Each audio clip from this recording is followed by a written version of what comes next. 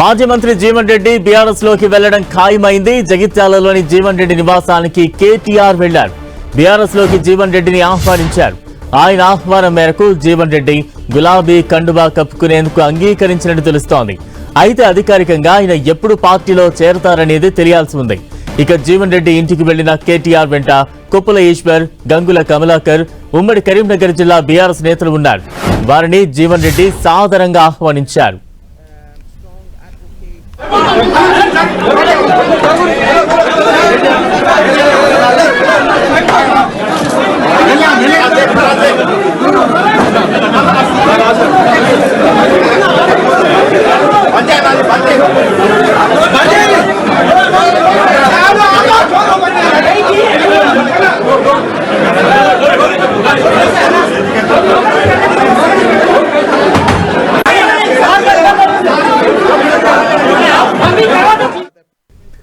జీవన్ రెడ్డి నివాసానికి మాజీ మంత్రి కేటీఆర్ చేరుకున్నారు.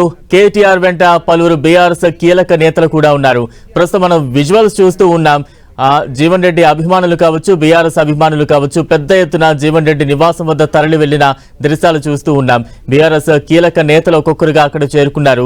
కొద్దిసేపటి క్రితమే కేటీఆర్ చేరుకున్నారు. జీవన్ రెడ్డి నివాసంలో మాజీ మంత్రి కేటీఆర్ అలాగే జీవన్ రెడ్డి మంత్రాలు జరుపుతూ ఉన్నారు. అయితే బీఆర్ఎస్ పార్టీలో చేరడం దాదాపు ఖాయం కాగా ఎప్పుడు అధికారికంగా ప్రకటించబోతున్నారు లేదా అధికారికంగా ఎప్పుడు పార్టీలోకి వెళుతారనేది ప్రస్తుతం కొంత ఉత్కంఠగా కనిపిస్తోంది. తాజా అప్డేట్స్ అందించేందుకు మా ప్రతినిధి సతీష్ సిద్ధంగా ఉన్నారు. సతీష్, ప్రస్తుతం అయితే బీఆర్ఎస్ వర్కింగ్ ప్రెసిడెంట్ కేటీఆర్ తో పాటు మాజీ మంత్రి జీవన్ రెడ్డి ఇంకా కూడా భేటీ కొనసాగుతుంది. పార్టీలోకి మాత్రం కేటీఆర్ ఆహ్వానించారు. అయితే ఎప్పుడు పార్టీలో చేరదనేది మాత్రం ఇంకా స్పష్టత రావాల్సి ఉంది. మరి కాసేపట్లోనే ఆ స్పష్టత వచ్చే అవకాశం ఉంది. జగిత్యాల్లో భారీ బహిరంగ సభ నిర్వహించి ఆ బహిరంగ సభ వేదికగా పార్టీలో చేరాలని చెప్పి జీవన్ రెడ్డి భావిస్తున్నారు. అయితే బీఆర్ఎస్ అధిష్టానం ఏ రకంగా నిర్ణయం తీసుకుంటుంది అనేది మాత్రం కొంత ఆసక్తిగా మారిందని చెప్పుకోవచ్చు. ఎందుకంటే ఈ నెల 27న బీఆర్ఎస్ సంబంధించినటువంటి ప్లీనరీ సమావేశం ఉంది. ఆ ప్లీనరీలో జీవన్ రెడ్డి చేరుతారా లేదా ప్లీనరీ ముగింపు సభలో జీవన్ రెడ్డిని పార్టీలో చేర్చుకుంటారని మాత్రం స్పష్టత రావాల్సి ఉంది. ప్రస్తుతం అయితే జీవన్ రెడ్డితో ఇంకా కూడా భేటీ కొనసాగుతుంది. ప్రస్తుతం అయితే జీవన్ రెడ్డి నివాసం వద్ద ఇటు జీవన్ రెడ్డి అభిమానులతో పాటు బీఆర్ఎస్ పార్టీ సంబంధించినటువంటి శ్రేణులంతా కూడా పెద్ద ఎత్తున రావడంతో ఒక్కసారిగా టెన్షన్ వాతావరణం మాత్రం నెలకొంది. ప్రస్తుతం కేటీఆర్ కూడా ఇక్కడ నుంచి బయటికి వెళ్లే పరిస్థితి కనబడట్లేదు. పూర్తిగా బందోబస్తు మాత్రం ఎవరిని కూడా లోపలికి రానియకుండా బందోబస్తు ఏర్పాటు చేశారు. తొక్కిసలాటలో పదవికి గాయాలు కూడా కావడం జరిగింది. అయితే జీవన్ రెడ్డితో ఇంకా కూడా భేటీ మాత్రం కొనసాగుతుంది. జీవన్ రెడ్డి తమ పార్టీలోకి వస్తే రాజకీయంగా కొంత జగిత్యాల జిల్లాలో మాత్రం మార్పు చెందుతుంది. పార్టీ బలోపేతం ఎక్కుందని చెప్పి బీఆర్ఎస్ లెక్కలు వేసుకుంటుంది. ఇటు కాంగ్రెస్ మాత్రం కొంత కోలుకొని దెబ్బగానే ఇటు రాజకీయ వర్గాల్లో చర్చ జరుగుతుంది. దాదాపు 42 ఏళ్ల పాటు జీవన్ రెడ్డి కాంగ్రెస్ పార్టీలోనే కొనసాగారు. మాజీ మంత్రి 2 పర్యాలు మంత్రిగాను, అదేవిధంగా 6 పర్యాలు ఎమ్మెల్యేగాను పదవులు చేపట్టడం జరిగింది. అలాంటి బలమైన నేతను జీవన్ రెడ్డిని ప్రస్తుతం అయితే కాంగ్రెస్ మాత్రం వదులుకోవడం కొంత ఆ పార్టీకి నష్టంగానే రాజకీయ వర్గాల్లో చర్చ జరుగుతుంది. ప్రస్తుతం అయితే జీవన్ రెడ్డి బీఆర్ఎస్ లో చేరడం మాత్రం కొంత అనుకూలించే వాతావరణం అనుకూలిస్తుందని చెప్పి మరొక చర్చ కూడా జరుగుతుంది. ఇక జీవన్ రెడ్డి ఏ రోజున పార్టీ చేస్తారని మాత్రం మరి కాస్త స్పష్టత వచ్చే అవకాశం ఉంది. బలరాం, సతీష్, అంటే విజువల్స్ చూస్తే అర్థమవుతోంది ఆ జీవన్ రెడ్డి నివాసం వద్ద అయితే కొంత కోలాహల వాతావరణం కనిపిస్తోంది. దాదాపు బీఆర్ఎస్ పార్టీలోకి చేరిపోవడం ఖాయంగానే ప్రస్తుతం అక్కడ వాతావరణం చూస్తే అర్థమవుతోంది. అంటే ఆ పార్టీలో చేరిన తర్వాత ఎటువంటి ప్రాధాన్యత జీవన్ రెడ్డికి లభించే అవకాశం ఉంది? అన్కండిషనల్ గా జీవన్ రెడ్డి బీఆర్ఎస్ లోకి వెళ్ళబోతున్నారా లేదంటే ఏమైనా కొన్ని డిమాండ్స్ ఏమైనా బీఆర్ఎస్ ముందు పెట్టే అవకాశాలు ఉంటాయా?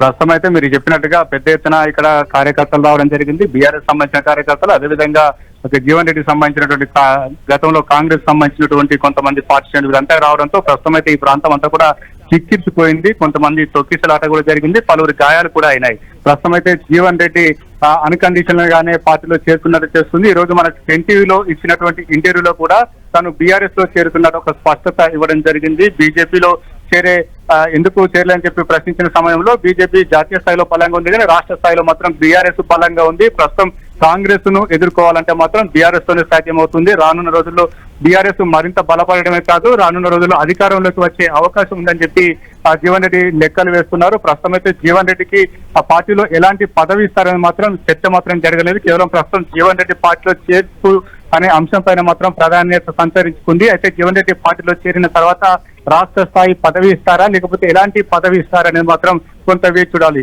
ఇక రానున్న రోజుల్లో ఎమ్మెల్సీ కూడా స్థానం ఖాళీ అయ్యే అవకాశం ఉంది. మరొక ఏడాది పాటు వెయిట్ చేస్తే మాత్రం దాదాపు ఒక ఎమ్మెల్యే కోట సంబంధించిన ఎమ్మెల్సీ స్థానం ఖాళీ అయ్యే అవకాశం నేపథ్యంలో ఆ స్థానానికి ఏమైనా భవిష్యత్తులో జీవన్ రెడ్డికి ఇచ్చే అవకాశం ఉందని చెప్పి మరొక చర్చ కూడా జరుగుతుంది. ప్రస్తుతం అయితే పార్టీలో ఎలాంటి పదవి ఇస్తారని మాత్రం వేచి చూడాలి. మరి కాకపోతే వీటన్నిటికీ ఒక స్పష్టత వచ్చే అవకాశం ఉంది. బీఆర్ఎస్ వర్కింగ్ ప్రెసిడెంట్ కేటీఆర్ వీటన్నిటికీ ఒక క్లారిటీ ఇచ్చే అవకాశం ఉంది. ఇక జీవన్ రెడ్డి మాత్రం బీఆర్ఎస్ లో చేరడానికి సిద్ధమయ్యారు. పెద్ద ఎత్తున అనుచర గణాన్ని కూడా సిద్ధం చేసుకుంటున్నారు.